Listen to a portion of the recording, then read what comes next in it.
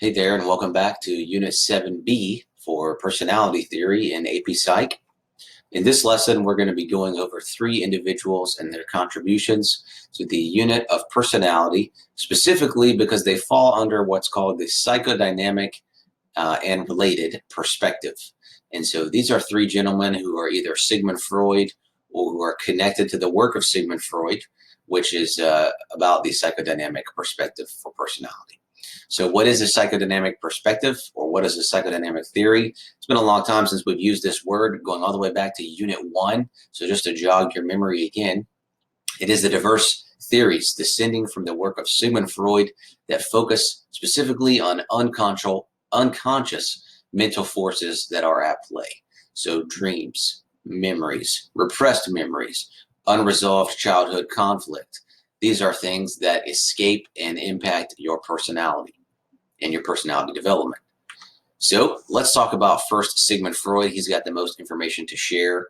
Sigmund Freud is alive and well during the Victorian era. He's not alive and well now, but during the Victorian era, often an era associated with sexual repression as well as conflict like World War I. It's no surprise what Sigmund Freud winds up researching and studying. And so he ends up deciding on a treatment plan, which is known as psychoanalysis, which is basically his idea to treat mental illness and mental disorders.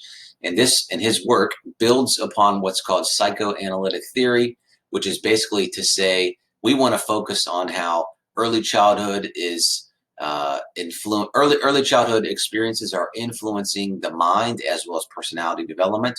Same for unconscious motivations, and then methods that are used by individuals to cope with sexual and aggressive urges.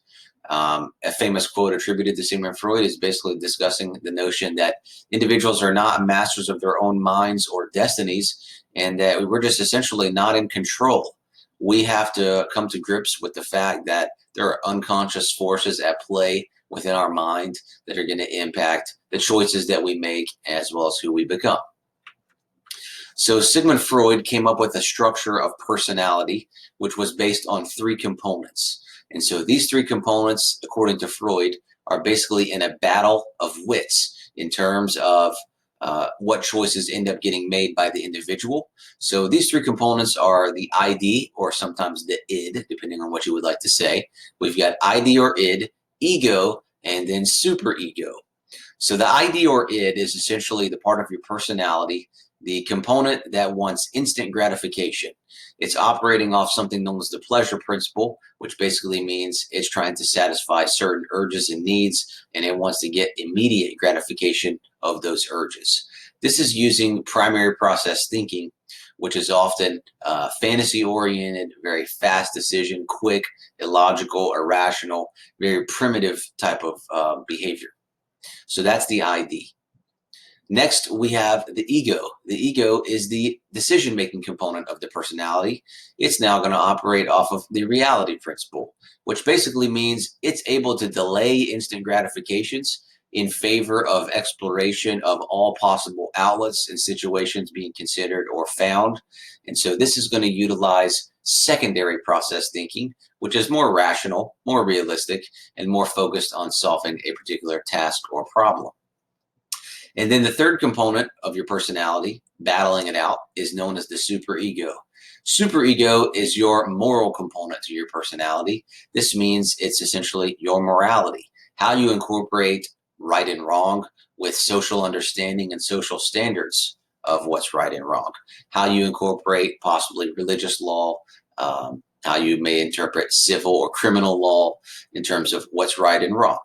So when you make choices, as a person, you are having a mind with an ID, an ego, and a superego that are competing for one another to basically have a particular decision made. This is according to Sigmund Freud, not according to me.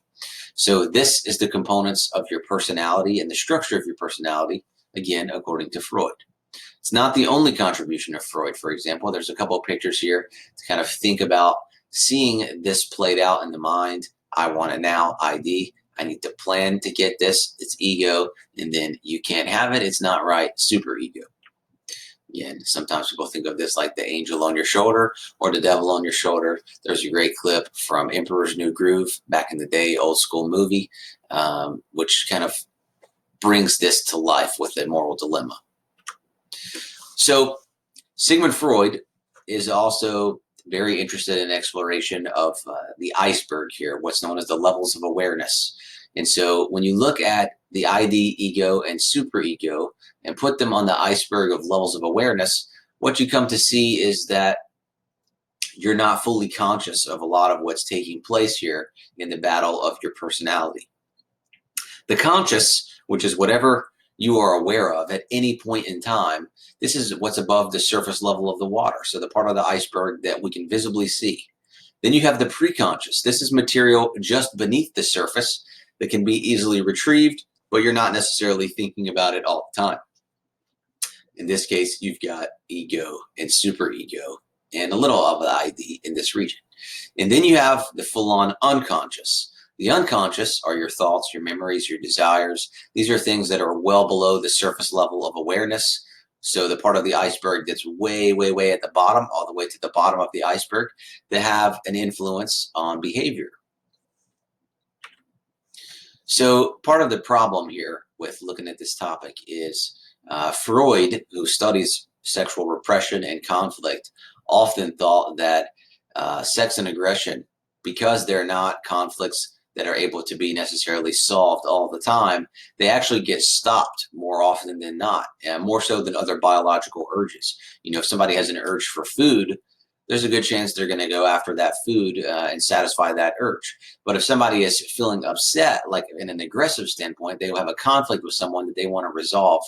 We know it's not socially acceptable to just walk up to someone and smack them or punch them in the face. We want to do that.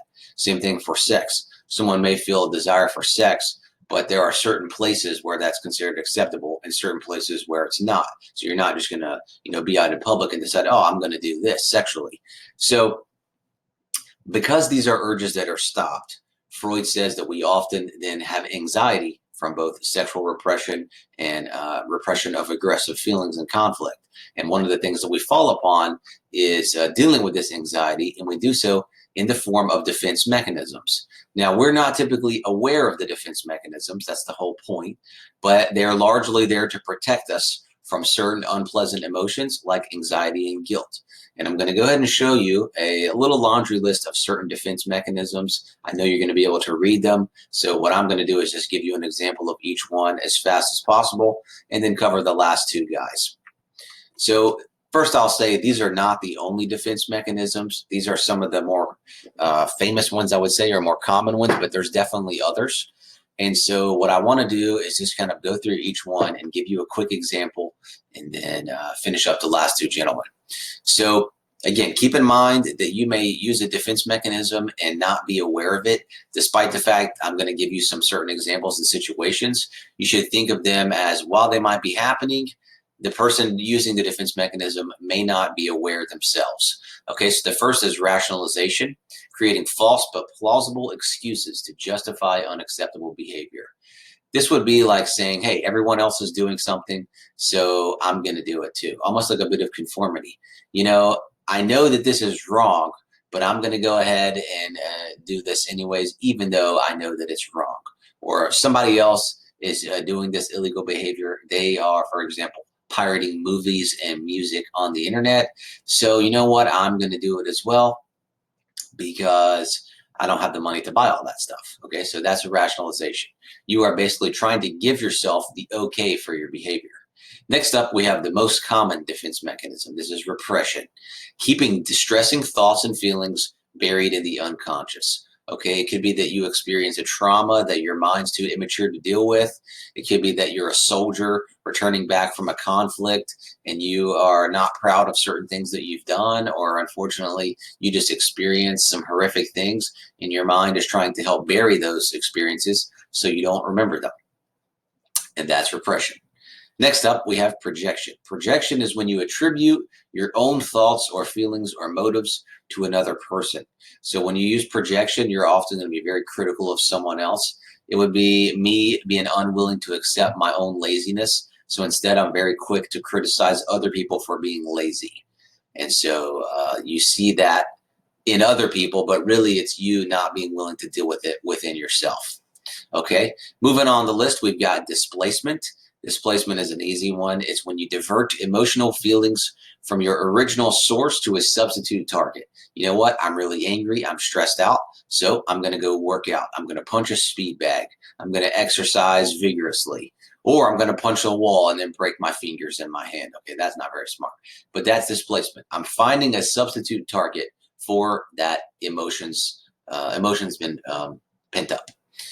And I'm diverting. Instead of releasing them on that original target that maybe have caused me that emotion, I'm going to move it to something else.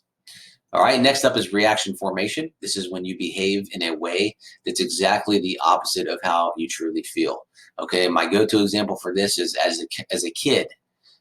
In elementary school, you might have people that pick on one another. You might have girls that pick on boys. You might have boys that pick on girls. So if you're that little boy that picks on a girl, you may be actually picking on that girl, or if you're the little girl picking on a boy, you might pick on that person because you actually really like them. So you're behaving in a way that's opposite of how you feel. And again, unconsciously, you're not aware of this, but it's something that you're doing to deal with the anxiety and conflict of the situation. Next up, we've got regression. Regression is when you revert to immature patterns of behavior. When a bunch of boys get together and it's just a bunch of boys, they often regress in their behaviors. They become more immature. Other examples of regression could include you're a college student, you're away at the dorm, and there's a thunderstorm, and you revert to using regression or immature behaviors by sleeping with a teddy bear that you cuddle up with that gives you a sense of safety. So that's regression. Next, almost finished, we've got identification. Identification is really when you have anxiety that could challenge your own self-worth or self-esteem. You try to improve your self-esteem by forming an alliance, an imaginary alliance or a real alliance to a certain person or other group of people. So you could take a test and be really worried about being among the group of students that failed the test. And so what you say is that, hey, I could have failed that test, but at least I'm still rich. Or at least everyone still thinks I'm cool. I got a lot of friends. You're trying to improve your own self-esteem, how you see yourself, because you have anxiety over possibly failing the test and what that might do to your self-esteem. And finally, sublimation. Sublimation is when you have impulses that are channeled into more socially acceptable or admirable behaviors. It could be a kid who's constantly bullying others and getting in fights, who goes on instead to serve and protect as a police officer or in the military. It could be a child who has a fascination with killing bugs and squishing bugs, who goes on to become a veterinarian and save the lives of animals. There are many other examples here, but the idea is that you take somebody that has a socially unacceptable behavior, example, again, fighting or playing with bugs or hurting animals as a child, and you channel that into more socially acceptable behaviors. And those are some defense mechanisms. Now, in my class, those of you who are watching, you will have an opportunity to practice identifying these on a review sheet, because normally I would give a defense mechanism quiz to see how your understanding for defense mechanism is. But if you're watching this video and you're not in my class, I'm sure you can find something on the internet. Okay, a final contribution of Sigmund Freud. This is not one I'm going to focus a whole lot on, but it's known as the stages of psychosexual development. And this is a theory today that does not have a whole lot of weight, kind of been disproven, but this is where you get some ideas such as the Oedipal complex or the Electra complex, female penis envy. And basically what happens is there are 5 stages that Freud says, each stage having a sexual focus or erotic focus that go on to shape you as an adult and also then shaping your personality. So you can kind of look at them. I think it's a little common sense when you start looking at it, but if it needs any explanation, I would say consult your textbook. And in order to keep this video as brief as possible, I'm going to move on.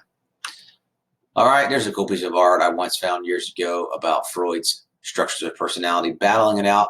But let's get to the end of this. Let's finish up with these final 2 guys. So second to last, we have Carl Jung and his analytical psychology, which falls under the psychodynamic field.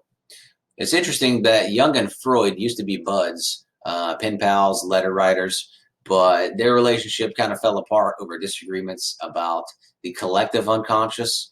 Freud and Jung would agree basically with the personal unconscious, so this is not new. But Carl Jung kind of goes off the deep end and comes out with this idea of the collective unconscious, which says it's a storehouse of latent memory traces that are inherited from people's ancestral past. And the entire human race is going to be able to share this and tap into it. And this is kind of a complicated thing for even me to understand. So I'll give you the example that I normally use. If you could imagine that your brain is a wireless network adapter, and it has the ability to tap into a collective network somewhere, which contains ancestral information, memory traces inherited by people over generations and lifetimes ago. Your wireless network adapter is letting you tap into that. And so this is where we have a lot of symbolism, archetypes, which are charged images emotionally, symbols and patterns and thoughts that may have a universal meaning. That's where all this stuff comes into play. So Jung, he was a believer of the collective unconscious, and Sigmund Freud was not a believer. And so they kind of ended their friendship. They stopped writing letters and disagreed overall on the collective unconscious. So there's that guy, pretty brief. And then finally, the last person, last slide, we have Alfred Adler's individual psychology. This one makes a lot more sense, so I think you'll have an easier time understanding. But his contribution to personality is about striving for superiority. And basically, he's going to say that as a human being, our universal drive to adapt is to actually improve ourselves and master the challenges of life. In fact, the prime goal of our life, rather than satisfying any certain biological urges or physical gratification, is we want to feel superior at something. We want to master something compared to others so that we can feel that sense of what it's like to be superior or better than someone else at a particular task. And so not everybody starts in the same place. Some people have to use compensation to overcome either real or imagined barriers or inferiorities that would stop you or slow you down from striving to be superior. And in some people, they may actually have to overcompensate way too much and develop the inferiority complex where they never feel like they're going to be good enough. And so these things may wreak havoc on your personality. So that's Alfred Adler, striving for superiority. And that's actually the final thought to share here. So as always, thanks for staying with me. Thanks for joining us on Unit 7B's personality perspective, the psychodynamic perspective in particular. And I will see you next time. Adios.